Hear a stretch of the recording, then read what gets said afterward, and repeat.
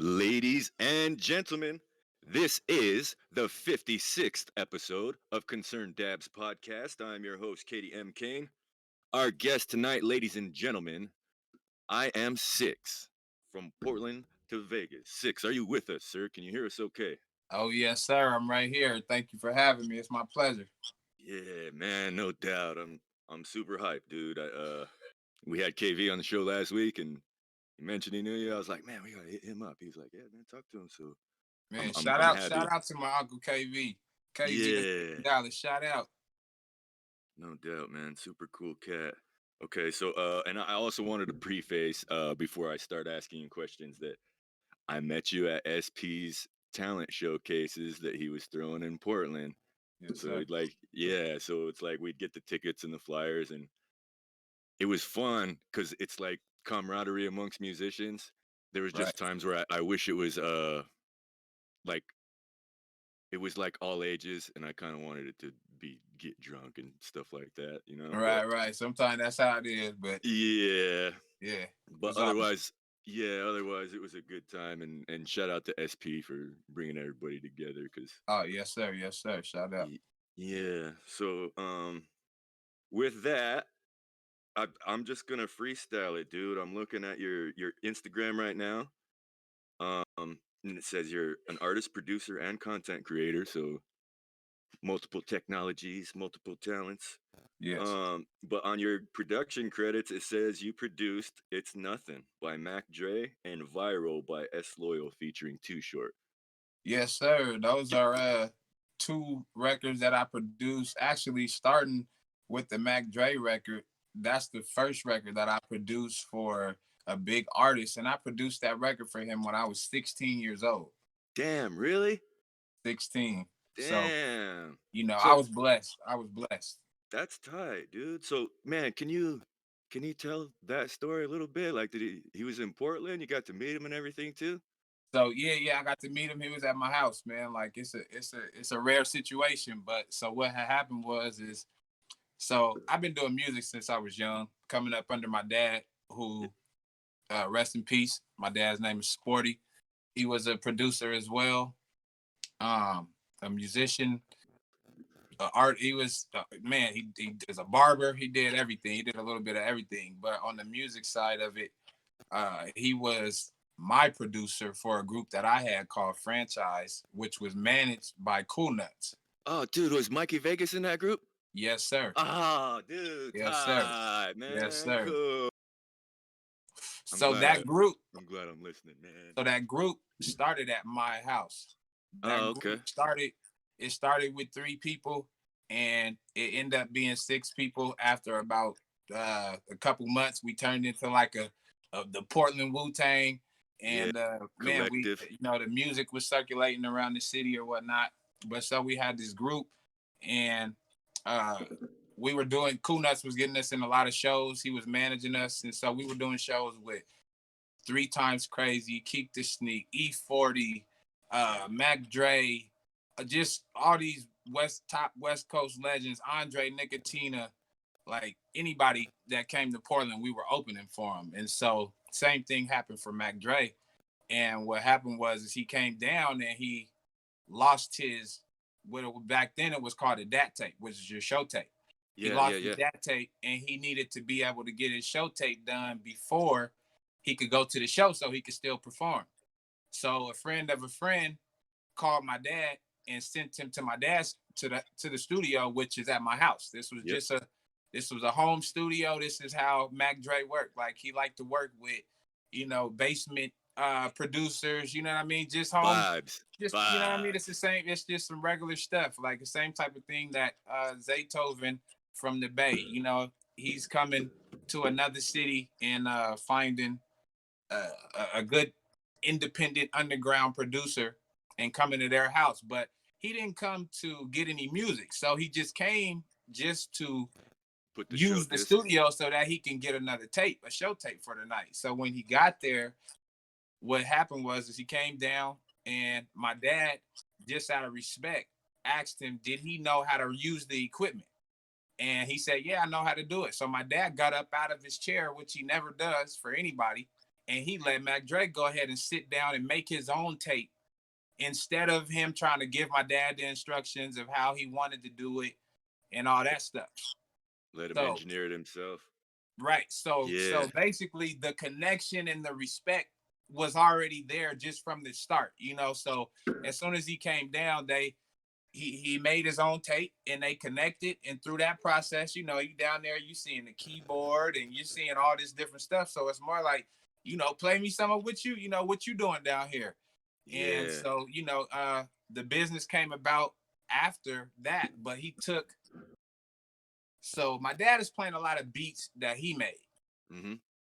He's picking out beats that my dad made, and my dad plays something that I made. Now I used to just go in there every now and then and just get on the keyboard and you know, make some beats here and there. It was just, I was also producing for my group franchise. Like my dad did the majority of it. We had some production from Bosco. We had Tight. some production from Tory Ward. These are Portland household names Yeah. with, you know, great production. But Bosco so, is large in my book, oh dude. I yes, sir. love Shout that out guy. Bosco, Yeah. Tory Man, Ward, all Kanye's them. Yeah, workout plan. Jumbo, Crispy Yeah. Hendrix. Yeah. So Yeah. long story short, he basically he got the tape done, started picking beats. He's playing the beats and he goes across one of the beats that I made. And he plays it like my dad didn't skip over it. I think some parents may skip over it and not play it, you know, but the sound of it was good. Like Mac Dre didn't know whether or not that was my dad made it or I made it. No So he doubt. liked, you know, he liked it. And it ended up being, he took I believe he bought 5 beats that day, and he went back to the Bay and came back 2 months later, and the whole album was finished, and he used every beat that he got from us. Oh man, that's tight, dude. Every beat. Which project was that he put out? Was it one of That the was on the Cutthroat Committee. Okay, cool. Tight, Cutthroat dude. Committee. So that's him, PSD, and Sugar Wolf. Yep. PSD the driver. Yes, sir. And Sugar so Wolf Pimp. Yeah, dude, that's tight, dude.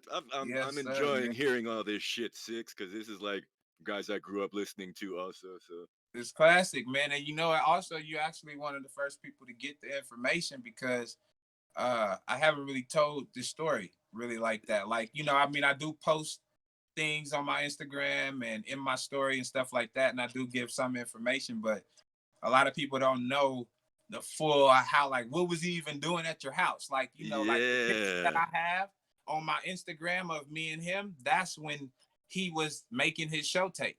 I came down and took a picture with him. My dad didn't, he wasn't worried about taking pictures with him because, you know, I mean, they're yeah, both older on the, but it's like, yeah, my son want to take a picture with yeah. You're a fan, man. you. Yes, sir. Like yeah, for real. Yes, sir.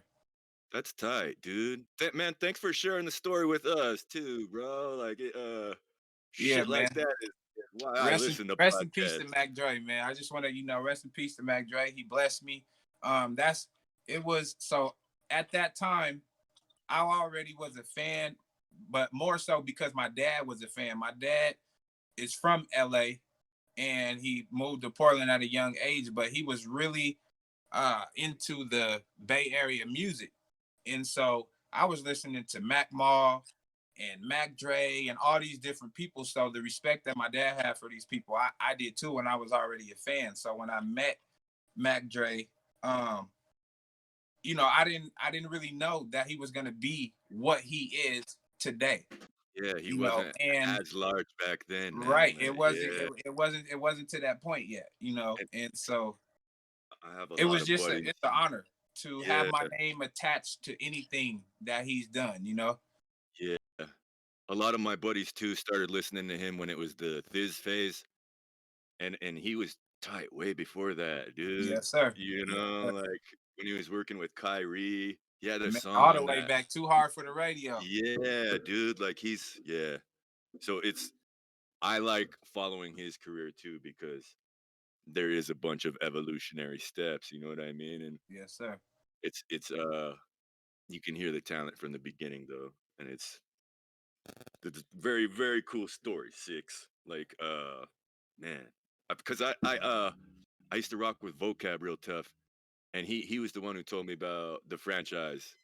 Oh, Because okay. yeah, he got a there was a beat that RPM made for me that RPM was like, if Kane says you can have it, you can have it. And I was like, dude, go ahead. I didn't come up with anything to it. And he put a Mikey verse on there on the third verse. And at that time, I think Mikey was still not, he was part of the franchise or whatever. He wasn't solo totally yet or with Illa or anything. So, Right. Yeah, we didn't split up. Our group then kind of split up for a while. Like we actually went from franchise to the Fly Boys. okay. That So was, that man, that whole was IMV too. so that Yeah. whole Flyboy movement, that was just our transition. We transitioned from the franchise. We changed our name. Well, we had a lot of little personal stuff that happened. I actually ended up going to jail. My dad went to jail. Like a lot of stuff happened. So being that the basis was the foundation was at my house, being that I was gone and my dad was gone, things kind of separated for a little bit. But when everybody kind of came back, we kind of transitioned and changed our name. I don't know if you remember when the franchise boys came out. We didn't. We was like, well, we already had this name, but let's just change it. And we end up changing the name and just branding the whole Flyboy thing. No doubt. No doubt. And then everybody kind of went and did their own little solo thing. So yeah, shout out to all my bros too, Mikey Vegas. Everybody that was in the group. Yeah, I'm a fan of his trap kitchen stuff he's doing now too. I want to bug him to get on the show, and when he's looking a little less busy, I'll send him a message. But Oh yeah, yeah, get at him. He'll yeah, get on there for sure. yeah, I'm a fan of that guy's music too, and it just it's cool to see guys make transitions into other areas and then still have involvement with the music too. Man, like, Like it, hey, multi-talented though. Like that's the thing. A lot of yeah, people don't know. Like they see us rapping, and that's what our focus is because that's how we get. Like if we're focused on something, we're gonna zero all the way in and get tunnel vision on it. But it doesn't mean that we not, we don't have other talents, other gifts, that we can display. And so now I think as we've got older, and with the market in Portland, the music market not being as like kind of how we thought it was. Maybe when we were younger, they know that the whole market for music wasn't really there for the hip hop scene. So, yeah, we got to figure out some other avenues in the meantime of still pursuing the career. yeah. That was, dude. It was my goal for so long just to move to Portland, man. You know what I mean? And same thing. Got some charges in '08. Had to stay in Idaho until 2010. And it's like when I finally got there, it was like, yeah, and Right. then it wasn't fully a scene or anything yet. It's still kind of spotty, but any of my friends who were doing music, I tried to come to their shows and support. That's Um, love. yeah, because I mean, I was out of towner coming. It wasn't. I didn't have plugs. You know what I mean? I knew vocab and a couple other people, but it's like I had to show up and try and rub shoulders the best I could, man. So Right, uh, right. Yeah, that's it's building. Some different things is happening going on in the city, man. And that's, you got a Mine who's doing nationally known things. dude. Like I mean, it's definitely building. Man. There's a lot of artists that's still coming. We just gotta, stay down and the unity, the Yeah, unity. I think now that people are starting to do more collaborations and yeah, work with each other in the city, that you start to, different doors and avenues open up from other people. Not always just your connections may not be enough. yeah. That's, man. That's how I met Zito too. Was through vocab, and I'm gonna get him on the show too.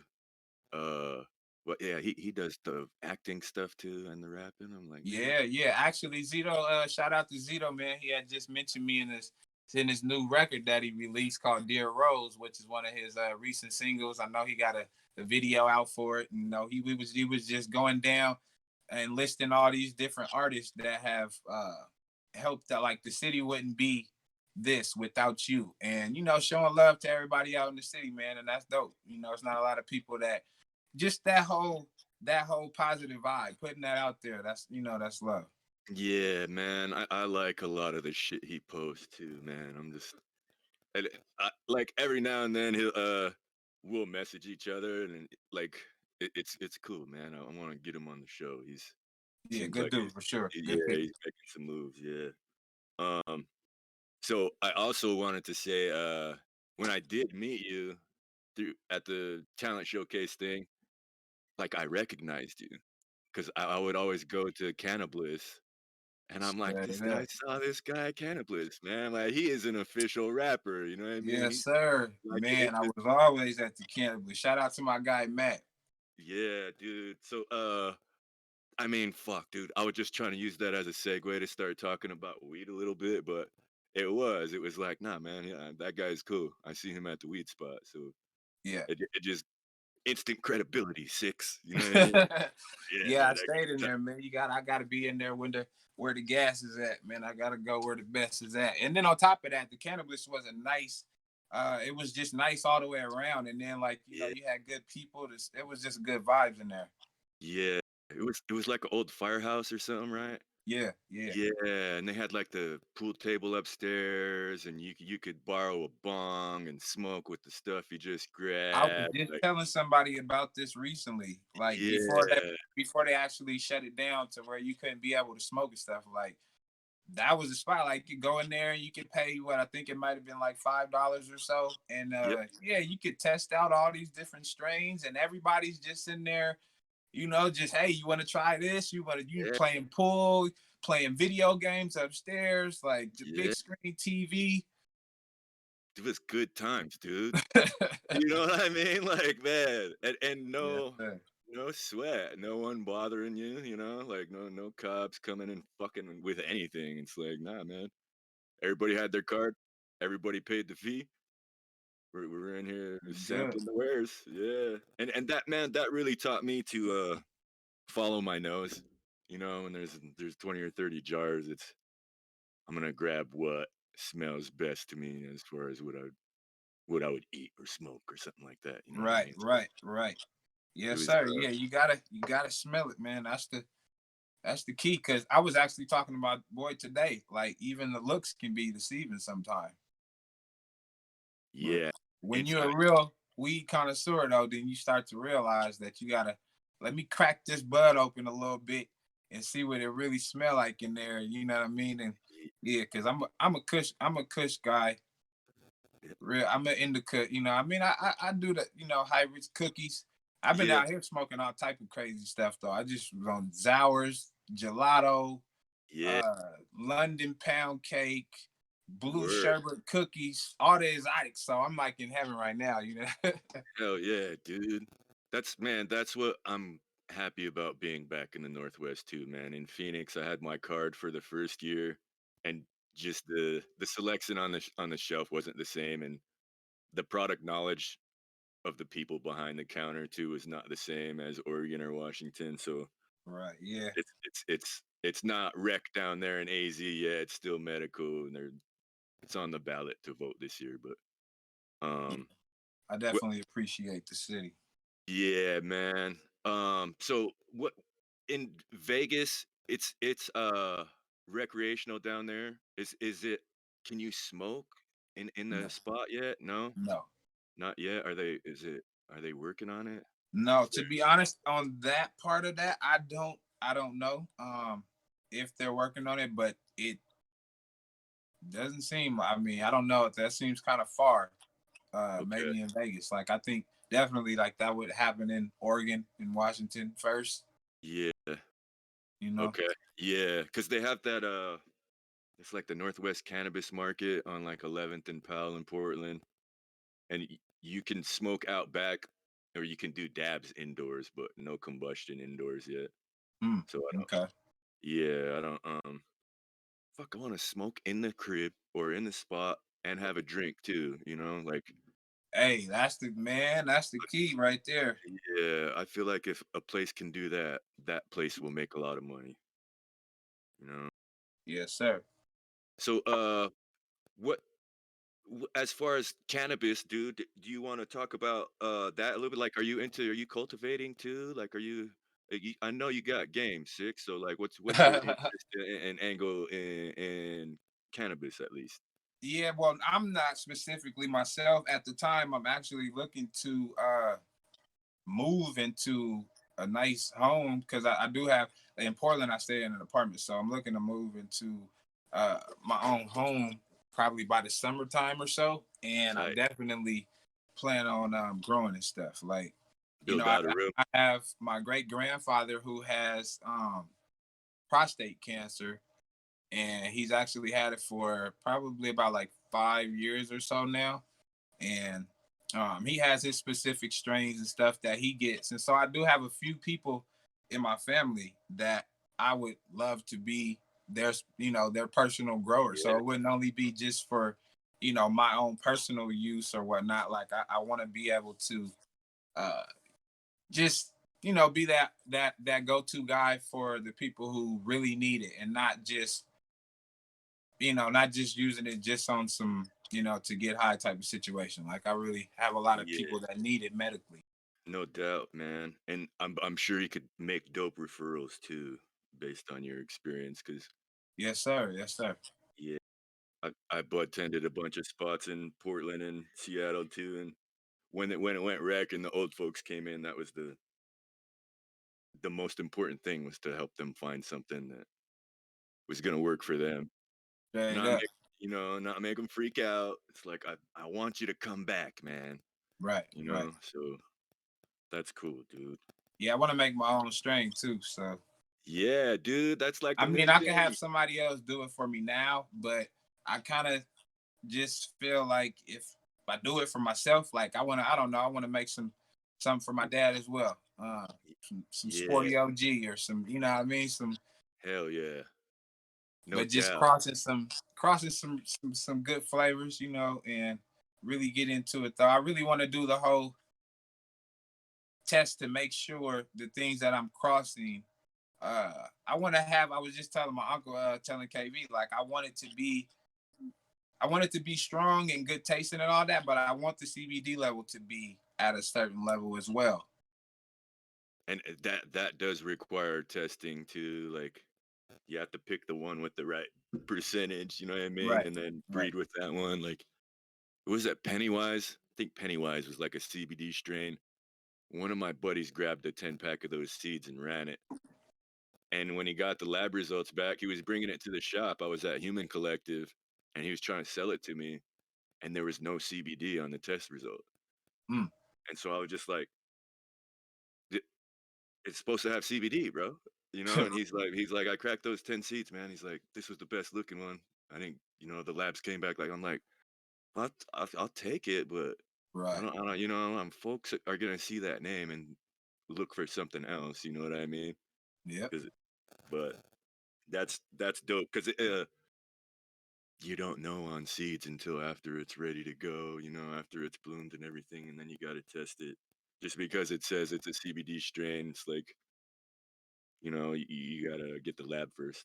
You can't tell from the jump. Right. Yeah. So I definitely will have to consult with some people who are, more knowledgeable than me in the field. But I do have a lot of connections. So Yeah, dude. Yes, looking sir. to get into it for sure. So, what about your music lately? Are you focused on more production stuff? Are you still writing songs? Are you what's the gameplay? What's the game plan on that tip, six? So I've been doing a lot of production, really like more recently. So like what you had said, I had posted on my Instagram. I had a song that I had produced for one of my close friends that I've been knowing growing up, back basically all the way back to the franchise days. One of my brothers, S Loyal. I produced a lot of records on his album, and a lot of records for him. Period. We do a lot of music together. We still working together every day. But so I produced a record called Viral for him, and he got Too Short on it. So shout out to my bro S Loyal for making that type of situation happen. Hell yeah, man. Uh, I do a lot of stuff. I produce a lot for KV. KV has a lot of unreleased records that I know that he plan on releasing probably this year or coming next year or so, something like that. I got a lot of Portland artists, upcoming artists, a lot of Bay Area artists that I'm connected with, that I'm working with. So the production is what I'm really focused on right now. I kind of pushed back from putting out music for a minute because I was taking care of my dad. Yep. This was the probably the last 3 years before he passed away. So he had a disease called sarcoidosis, and it basically required for me to be able to. I needed to be his caregiver. I basically needed to step up and give up some of the things that I was doing, and one of those things was music. Good man. And so, I kind of, it wasn't like I had to do it, but I'm so, when I do music, I'm so focused on it that, it requires all of my attention. I like to give it 100%. And so, being that this is what my dad, all the music that I know and that I do and everything that I've learned has come from my dad for the most part. So, it wasn't really a hard decision to decide, like, okay, well, let me just put this stuff to the side, and I can work on production. I end up picking up production in the meantime because that's a little different for me. It doesn't require, it's like a different type of art. Like, cause I was doing this stuff for Mac Dre when I was 16, but I stopped producing probably when I was about 17, when I went to jail actually. Okay. So I didn't pick up producing again until maybe 5 years ago. Oh damn, that's tight, dude. So it was like What? I was away from it for a while, but there was a few things like, so that with my dad kind of pushed me to it. And then also being like an independent artist and wanting a specific type of sound and not wanting to look on YouTube and have the same stuff as everybody else. I As just was like, okay, so as my dad even said, like, you need to start making your own beats again. Like, you need to, like, that way you can build your own brand and nobody can create what you're creating. You know what I mean? Like, you can definitely put yourself in your own lane. no doubt, man. Yeah, that's how I'm feeling lately, dude. I want certain rock and roll flavored, and sometimes the beats that you get from the homie, there's not a winner in there, so it's like Right. I'm trying to I have a session next weekend with a couple of my cousins in Lewiston that play guitar, so I'm pretty I'm pretty excited to get some riffs and be able to work with something that's not just a beat that I'm writing to. Right. Right. So I dig that shit six. Yeah. Um, So I can mention something too though. So I am doing the production for a lot of different people. And so I'm just now, I would say, like, kind of getting back to getting out of grieving over my dad and getting through that whole thing. So now I'm wanting to get in the studio and record and stuff like yeah, that's really what I wanted to get to, because I'm not a person that I don't force music. no And doubt. so, It's tough to do that. It doesn't come and out so good. going through everything that I went through with my dad and just being that our relationship with music, it was hard for me to do a lot of stuff. Like, production wise, I was still able to do that, but I wasn't able to listen to certain types of music for a little bit. I wasn't able to write that much, myself. Even when I did want to write a few little bars on the side or something, like, it was just pretty difficult for me. So now that I am getting back to really where I want to be. I plan on releasing some music this year. I have plenty of unreleased music on my computer, on my hard drive. Like, I got plenty of music that I can release, like, right now. But I'm the Yep. type of person that I want to make sure that, there's purpose behind it and we actually have a plan and a direction, so I know exactly what I'm doing. Like, it's not just to throw music out.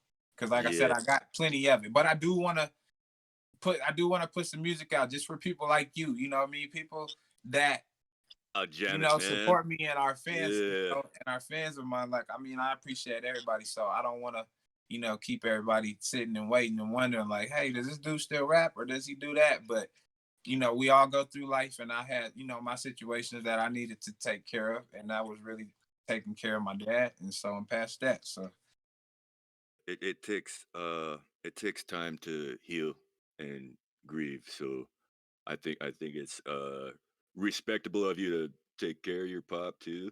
Yes, Uh, sir. but also, mourn, take time to mourn, and that's respectable, dude. And I think your music probably will be a lot tighter now that you're Yeah, motivated, and yeah, it's tough to write happy songs when you got sad vibes in your head, so yeah.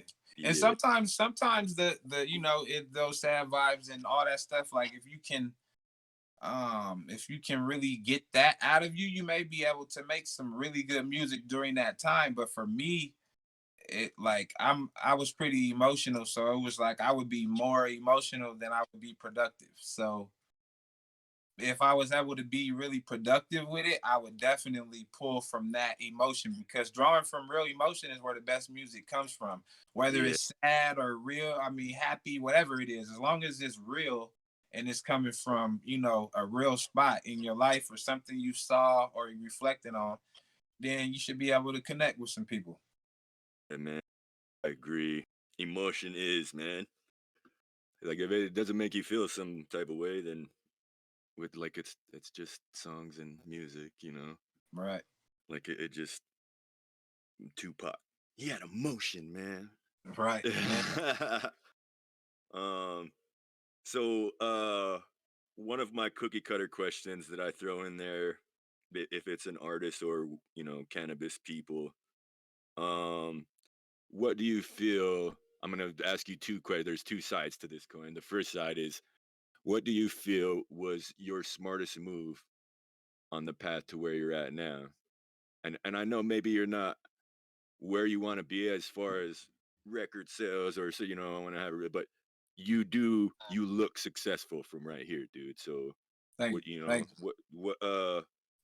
what do you feel was the smartest move, man, on the path to where you're at right now? I think my smartest move was to not rush, Hmm. to go ahead. And one thing that I see a lot of artists that I feel don't do, even it's been happening for some years now, but especially now, like I don't think a lot of artists go through artist development. Yeah. And I kind of put myself through artist development and just stayed in the studio for, how they say 10,000 hours. Like I've Yes. definitely put in 10,000 hours plus. No And doubt. so is that's like I said, all that music I got on my computer, like a lot of other people may want to hear it and get it and want it to be released. But for me, a lot of it was practice. It was helping me learn how to write songs, how to format songs, how to do different uh wordplay, and just really getting involved in the whole writing process and enjoying it, though, not just writing something just to write it or whatever, like really enjoying the whole process and being happy and satisfied with the stuff that I'm writing, at the same time. So I think that this whole time, like I just been putting myself through artist development, even with the production. Like I didn't just try to jump out and make it like, oh, like I'm doing beats again, like I'm this dope producer or whatever. Like I had to study. Like I watch tutorials every day. uh I'm downloading the newest sounds, I'm watching the newest producers, I'm studying. So nobody's making me do this. I'm waking up and I'm doing it every day on my own. So Yeah. I've been doing this for years, and I feel like at this point that I've built myself up to really where I need to be. Like I'm knowledgeable about the business side of things as well, not just the music. So, I'm not gonna go sign some shady contract or whatever, the case may be. I'm not desperate for money. I'm not desperate for a situation. Um, like I have close friends. My close friend is Warren G. Shout out to Warren G. Like I've had a Shut. person like that in my corner since 2006. Like I That's met tight. him. He found me on MySpace. Like I know, we could get into this story as well, but like, Yeah. Hell yeah. I fucking too. yes, sir. Yeah, man. Yeah. In 2006, I had released a mixtape on my own, just some independent stuff, and it was buzzing around the city. And this is MySpace days, so I had everything up on my MySpace or whatnot. And I had did a remix to, I don't remember the exact song, but I know it was a Snoop. It was a Snoop remix. Okay. And so, Warren G and Snoop's relationship, like he's Yep. the person who brought Snoop into, Yeah. to Dre. 213. 213. Right. Yep. And they, close partners. So one day I just wake up and get on MySpace and I look in my messages and I got a message from Warren G. So, Damn. when you first see it, obviously, like, you're not gonna, this is like, Who's this is some fucking with other me? fake, this is not real. Yeah. Who's It's not fucking with real. me? And on top of it, the only thing that it said was hit me. And it had his phone number. It wasn't saying anything specific or nothing like that. So I showed my dad. That's the first thing I did. I showed my dad. I'm like, hey, Dad, can you, like, hey, Warren G just hit me. He said, hit me. So I call, and the first time I called, some Mexican guy answered the phone, and so I'm like, oh nah, this ain't it. So I hang up. Like, this is probably fake. Like, this Yeah. ain't real. Someone's fucking with me. My dad said that exactly. My dad says, Yeah. call it again. You might have dialed the wrong number or something. So I did. I dialed the wrong number. I called back. He answered the phone. Uh, Man, it was that moment right there is just something that it was crazy because it was really him. It was Hey, really him. man. And the first thing that he's telling me is, how dope I am and how he came across my music and he want to work. He want to work with me. So That's tight, dude. it's As I, a kid, too, man. As a kid, you gotta be like, ah. blessing, man. Yeah. I grew up listening to that music, man. My dad, like I said, my dad had all these CDs and all this Warren G, Dr. Dre, Snoop, all that stuff. I grew up listening to it. So seeing that, and then years later, after me, putting in this work and just doing something that I love to do, and then all of a sudden you get this recognition from this person, and how uplifting and positive he was he's very down to earth. There's not this whole celebrity, like everything is like this. And I felt that from the moment I first started talking to him. Like, I wasn't nervous. Like, he That's made me cool. feel like that though from his conversations. So That's tight, man. so I've been knowing him, man. I've been connected with him since 2007, and I have an unreleased song that he sent me with Nate Dogg. Oh, Rest in peace, Nate Dogg. oh, sick. What? I'm blessed, man. I'm blessed. Oh, man. I mean, I might not be this celebrity or whatnot, like a nationally known celebrity or whatnot, but I can definitely say that I've been blessed, and I appreciate, the people that have came into my life, and that I can say that I'm connected, to them in a real way though. Like, not Yeah. just I mean, I got his number in my phone. Like, I mean, I can hit him, or, he can hit me when he come in town. He need to get a haircut or whatever. He's gonna tap in. He's gonna hit me. No doubt. Yeah, I remember reading a interview with him in like the Source or something. And usually rappers, they're always trying to floss, the jewels in the cars. And he was in his go-kart. You know what I mean? And Yeah, man. it just I was like, man, that's cool. And he just kind of said that in the interview too. Like, man, I don't spend my money on shit like that. I got a house and I got these little toys I play with. So Yeah, man. Real humble dude. Not flashy. He gonna have his chain. He gonna have his shirt and everything, and he gonna always look nice and be presentable. But he's not coming with all these like, he's coming and he's letting his work speak for itself. He's yeah, coming and he's killing the show, and he's going home. He's man, he's a good dude for sure. Shout out to no, Warren G, man. no doubt. And man, thanks for sharing that story too, Six. I did Yes, sir. not know. I was not aware of any of this shit, man. So thanks for bringing it to Concerned Dabs podcast, man. Yeah, yeah, for sure. Yeah, dude, for reals. And I don't know if Uh, I kind of veered off from the question with oh that, no, dude, no, but that's perfect, dude. Perfect. Oh yeah, so the other side of that coin on that question, what do you feel has been your biggest mistake or misstep, like fuck up, whatever? um I'm a perfectionist. So that has its good sides and its bad sides to it. Like the good sides of it is I always try to make sure everything is quality that Yeah. I put out. So then I usually get good results. Yeah. But the bad side of it is it makes me take a long time on stuff, or it makes me maybe I'll be like too hard on myself about something Yeah. instead of letting like even with a lot of music, like I know with music, like a lot of fans, they want to grow with you, they don't always want to hear you sound like Polished. you're in this professional studio every time. Like they want to hear you going from this step to that step or whatnot. But me, just how I've, grown up and stuff and with music and how I respect music and my ear for music and how I want to present myself when I do release music is that I want it to sound really good and I want it to be quality. So I'm a perfectionist. And so I think that can make me be somewhat of a procrastinator, if you would call it that, but it definitely just pushes things back. The perfectionism is like just makes things take a little bit longer. And some people might get something done today and be like, oh, I'm about to just throw it out there and release it and let's just see how it works in the world or whatever. But I'm not really one of those people. And so I think sometimes I should be. Yeah. I'm guilty of the same shit, six. I'm gonna drop singles this year. I was scrambling to put an album together, and now it's Right. like, fuck, dude.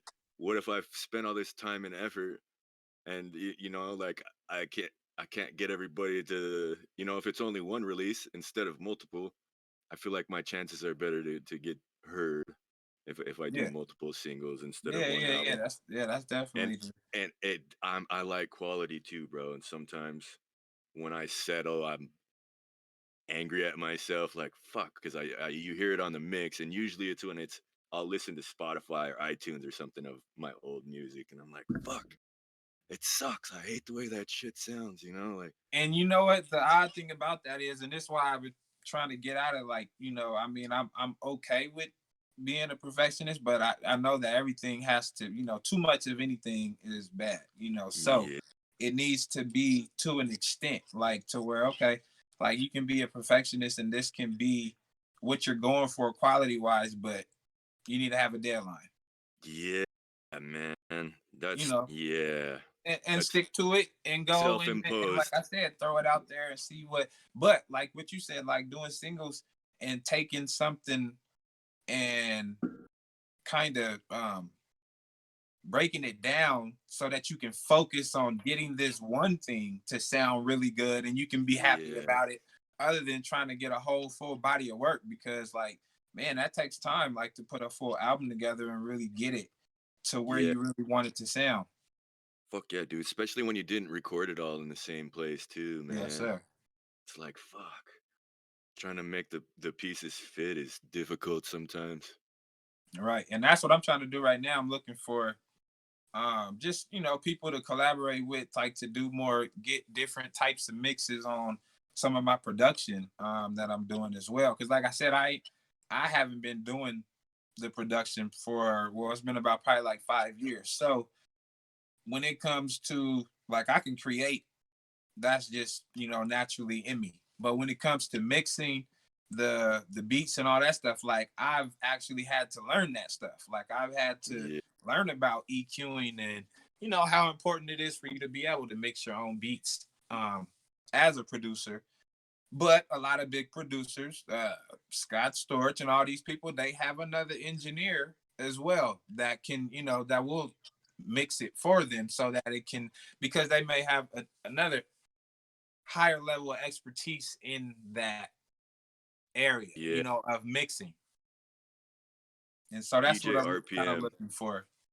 A dope DJ engineer. RPM was always that guy. Yeah, for the mix. Right.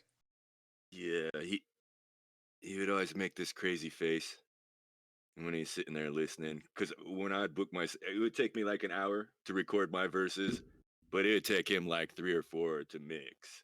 You Hmm. know, and so he'd make this weird face like when he'd be sitting there jamming it and adjusting the sliders and everything. And I, I just watching, I understood how difficult it was and that he spent a lot of time doing it. And most times those guys are just happy to have someone sit in with them because that shit's boring sometimes, So Yeah, I'll yeah, just sit man. in It and it open takes the a door certain and type of smoke. person. I be telling my friends that like they'll see me, they respect me to do everything. Like okay, I'm gonna make the beat. Then after that, I make the beat. Then they want me to make the beat sound good. Then after that, they want to record on the beat. Then they want me to record them and make it sound good. I'm like, man, it takes a lot. Like it takes a certain type of person to really be able to understand EQing and all that type of stuff. Like, Yeah, it's not for man. everybody. It's not. One thing I've been looking at too is Lander. Have you heard of that? It's like Yeah, I got. AI software. Do you Mm-hmm. like it? Really? So I want to say so. Can you can you tell me about that a little bit? Because some of my Um, producer homies are like, no, don't do that. Just send it to me. And I'm like, I want to wait, man. I want to try and. I I think that it depends on what you're using it for, and also Okay, if you're gonna pay for the premium. the $40 a month one or something. Yeah, I mean, so you can get the highest, whatever. I think it's the highest wave file, the highest quality wave file. I mean, because I feel like if you put your track in there and you get like the lo-fi, you're not really getting what the potential of what it could really sound like. Yeah, So I think you need to actually pay for the highest file, even if you only do it for one song or whatever. Like pay for the highest file that you can pay for to see what the highest quality of it is, what the best quality would actually sound like. But what I think that's not good about it is I kind of feel like they're just boosting your levels, other than like how mastering will have a ceiling and it won't go past a certain. Like I feel like sometimes when I do it in there, it may make my 808 distort if I take it to from low to medium. Like I always will have to keep it at low, and I'm always making sure that there's headroom so that when they do boost it, that it will still fills sound in the quality. But space. so yeah, so I don't know. I've heard some good things come out of there. I've saw some producers throw some stuff in there and it came out cool. Like they posted it right on their social media right after or YouTube and it sounded good. But I've done that a couple times too, and it sounded good. But I've done it with some other stuff, and it didn't sound good. So What about is the and does it give you like a template like you can put this track through lo-fi or like there's different names for the templates and then do you just choose it does it automatically or like so basically, yeah. So they give you three options. They give you low, medium, and high, and it's basically how much the track is affected. okay So the low, you just basically can preview it, and then if you want to go up, like maybe it's raised it a little bit, it's raised the levels a little bit, and you may hear some of the sounds coming together, kind of sounding like it's more meshed together a little bit, and then you can go to medium, and that's going to be probably a lot louder than where the low was. And yeah so I think it probably all depends on how good your mix is before you put it in there though. So if your mix is good and you have enough headroom to know that this program is about to boost it so that it's not distorting and stuff like that, then you probably be all right. good advice man I dig listening to folks who speak that language because I don't speak it fluently man so it's cool to ask questions and Yeah, hear it's a lot people of who answer them mastering stuff though out there that people like nowadays, man. Like that's all type of people using Fruity Loop Studio and uh a lot of user friendly programs that have these mastering little plugins that they just throwing them on there and it's sounding good. It's sounding good, yeah So some people are using Lambert, and then some people are just using, the plugins that they have, maybe on their Pro Tools or whatnot, just a mastering plugin and using a preset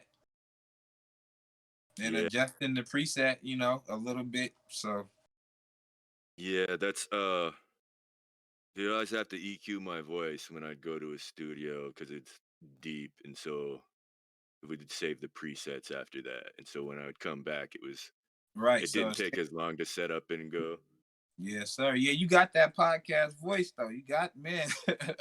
No You got doubt, it. thanks, man. Yes, I sir. strip club DJ a few times, you know what I Yes, mean? sir. But it's Hey, I I feel actually like did. this is I did strip club DJ for about a couple weeks tight, man. Where at? at Exotica.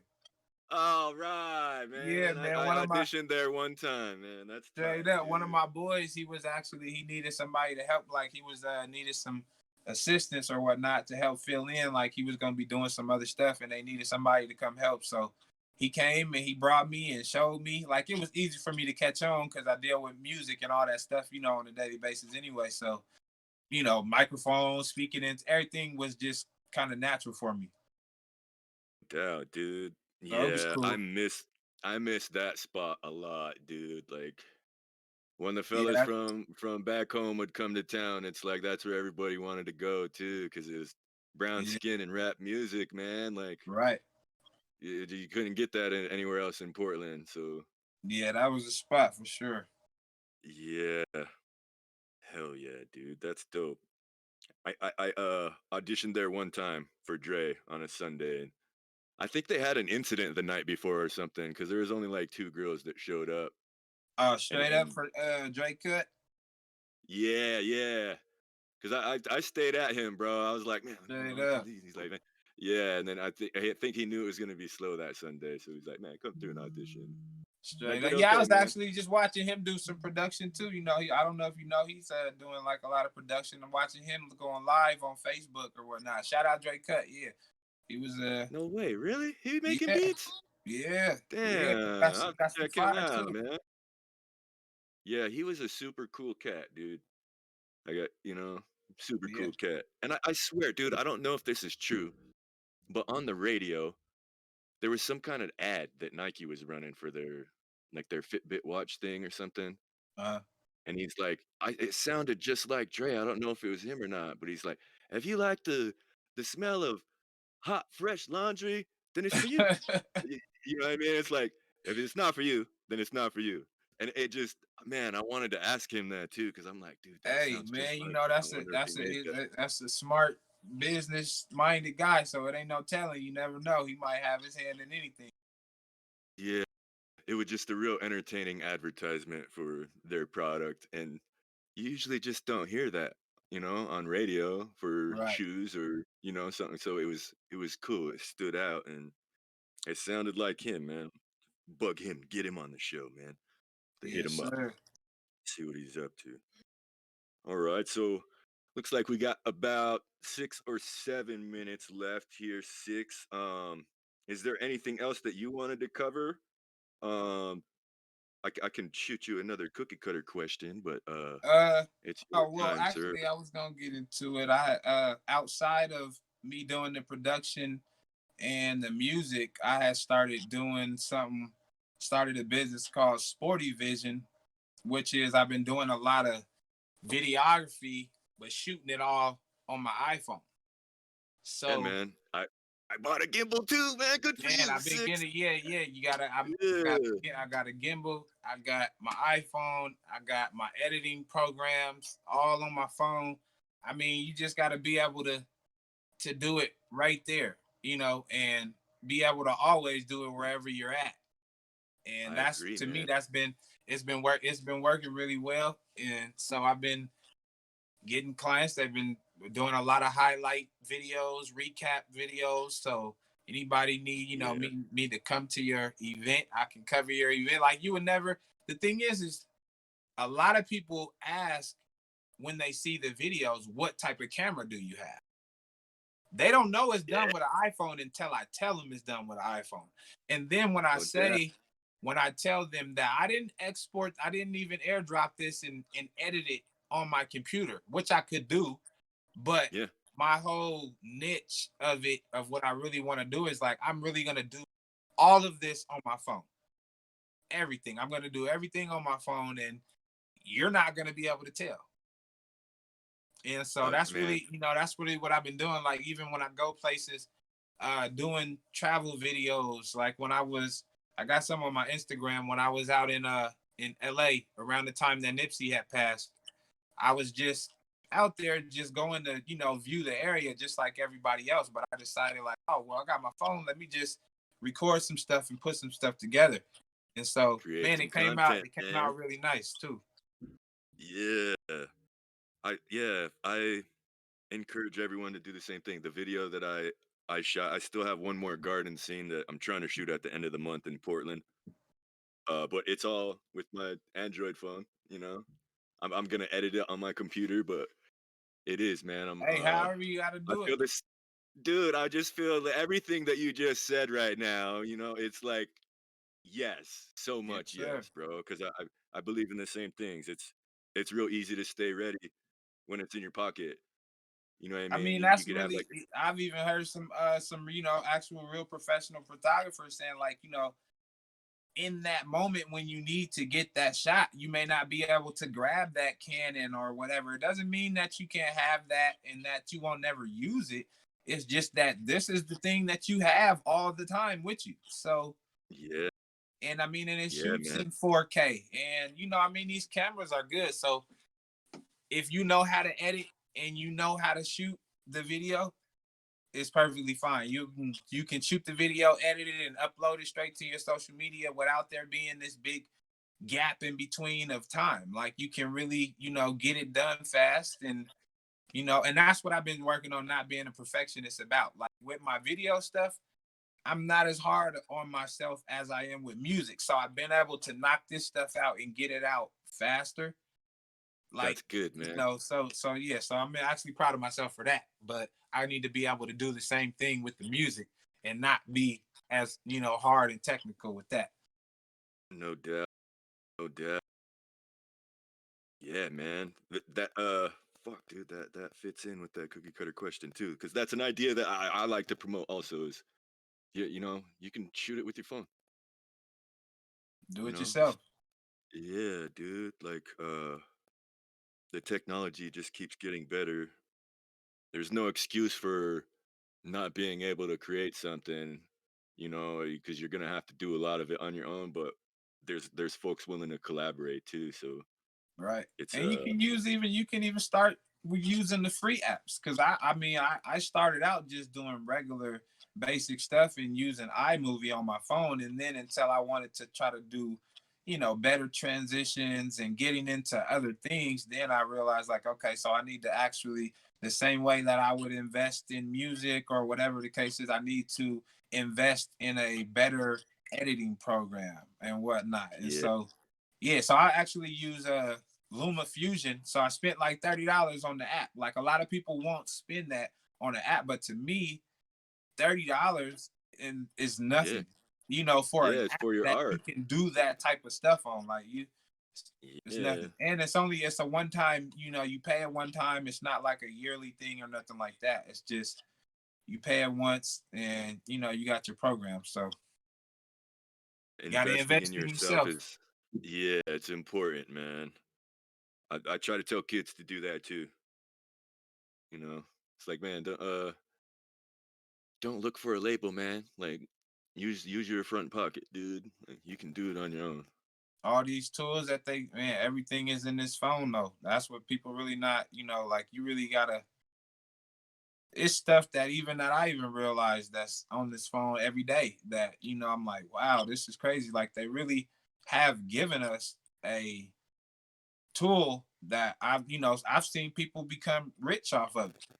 And it's Yeah, strictly really like the phone is the main thing. Like people to be able to wake up and record yourself every day and post it yep, straight to the world. Like, what I mean? It's man, yeah, that's crazy. mm, yeah. It's changed a lot in 10 years, man. A whole lot. So yeah. Oh lot. Um. So we're right about 9 p.m. Is there Is there anything else you want to share from your experience? And can you plug your social media and anything you got coming out? Yeah, my social media is iam6ix on everywhere. Twitter, Can you spell that? Can you spell that out Instagram. loud too? Just so Yes, iam6ix. perfect. So specifically, my stage name is Six. That's what I go by, spelled number six ix. And Yep. so yeah, I do have. I plan on releasing some singles, as just as how you said. I plan on releasing some singles this year. I don't have specific release dates, so I won't put that out there. But anybody that would like to contact me for any type of highlight videos, recap videos, which is what I'm really doing right now, and production, Hmm. they can contact me through any of my social media direct. I always respond. I read all messages. I'm always willing to network and connect with whoever. I'm very open to collaborations of any sort. Open to any type of interviews, podcasts, any bookings for anything. So just willing to work, looking to work and connect and build my brand. No doubt. Man, thank you for coming on the show, Six. Thank you for Uh having me, man. My pleasure. yeah, I appreciate it a lot. I We got some really good stories that I wasn't expecting, man. So Straight up. that's Straight up. awesome. It's good to hear your experiences, man. And thanks for sharing them with us. Yeah, it's And good. then It's good hopefully, to share them as well. Good to share them. yeah, man. And then if you want to come back, if you want to promote anything you got coming out, dude, anytime, uh, hit us up. I'll probably bug you in 6 months to ask you to come back on. I like well, well, re hopefully before this 6 months, I actually will be releasing something, so I will have something to yeah, actually, to come and promote. So yeah, that's really man. gonna Hell be yeah. that's gonna be the goal. And yeah, I just we gonna put it like that, and I look forward to speaking with y'all again and really making That- sure that we get that promo out for whatever that might be. Because I do plan on releasing an instrumental tape as well. That's what I didn't say, but I do plan on since Ooh. I've been doing all this production, I'm gonna do an instrumental tape, and Yes. I got some other ideas too. But I'm gonna just say that that's one thing that I know for sure that I could do right now. Like I could do that Yeah. right now. I got plenty of. It's just about picking the direction of the tape that I wanted to go, and so I'm working on that. That's in the process. Word. Yeah. Six instrumental tape. Look for Yes, that, sir. ladies and gentlemen. Yeah. All right. So with that, ladies and gentlemen, I'm gonna do my outro dance. This was the 56th episode of Concerned Dabs Podcast. I was your host, KDM Kane. Our guest tonight was Six from Portland and Vegas, talking about his experiences in music and cannabis, man. We got some really good stories, ladies and gentlemen. I hope you enjoyed the episode. I got to give a special shout out to my guys in production, Mitchell Wilson and Jesse Curry. This has been a Main Node and Joseph Street Enterprise production.